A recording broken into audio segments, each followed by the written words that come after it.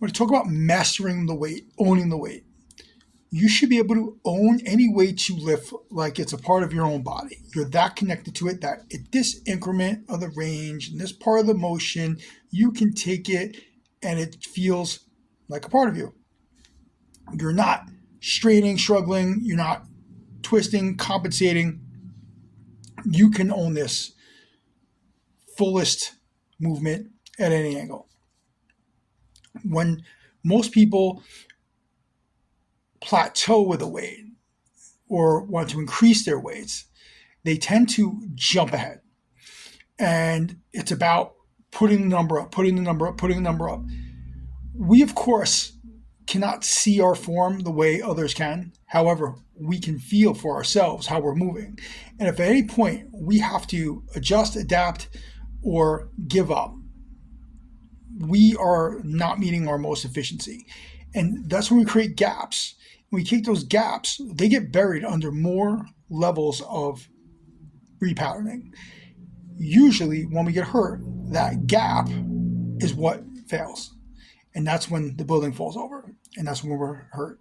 So when we build strength enough to own the weight, like I said, as a part of our body, in any range of motion, and do it for minutes.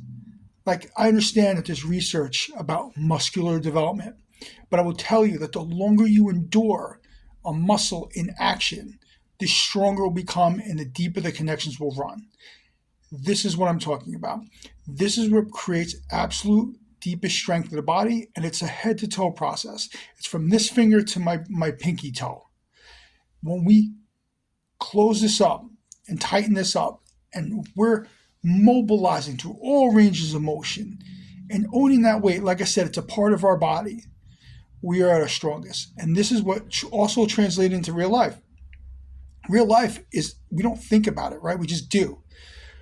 When we have compensations and we have changes, we pile on top, then we make a sudden move and something gets hurt. We just like, oh, well, it's because I bent over to pick something up while I'm hurt. No. It's because that gap or that deficit you've missed in your training is now showing you how it can no longer support you.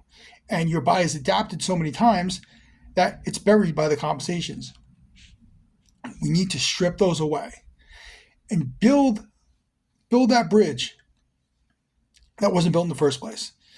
At least to remove the patterns that we can release the point that failed, because the point of failure is the root, right? The symptom is where we feel the pain, right? So if you have a shoulder issue, well, why did the shoulder fail, right?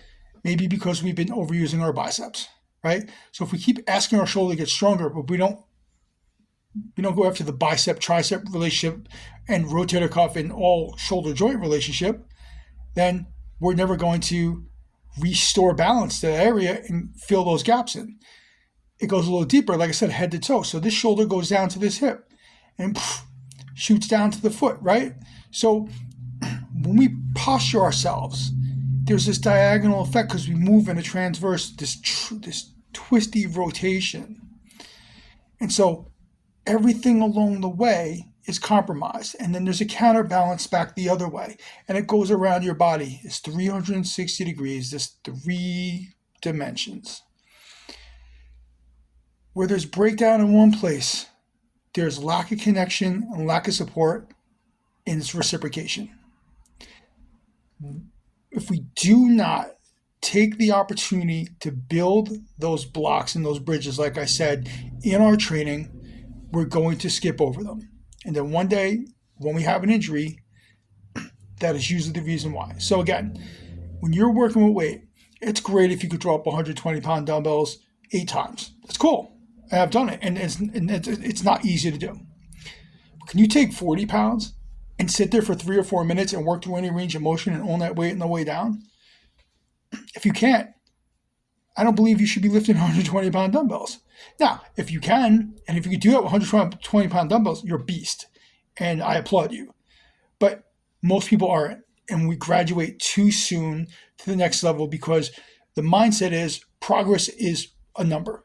It's a scale. It's a weighted scale. But really filling in the gaps.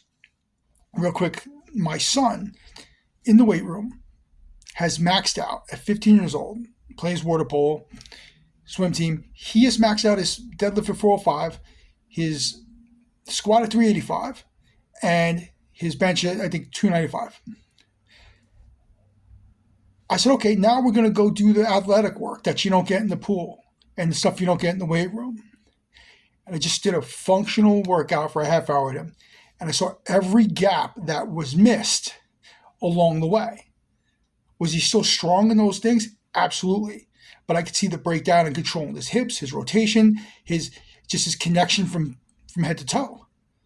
And so to make him a better athlete, it's not by maxing him out. It's by connecting those dots and filling in those gaps. And that's any athlete or any person, because life is athletic.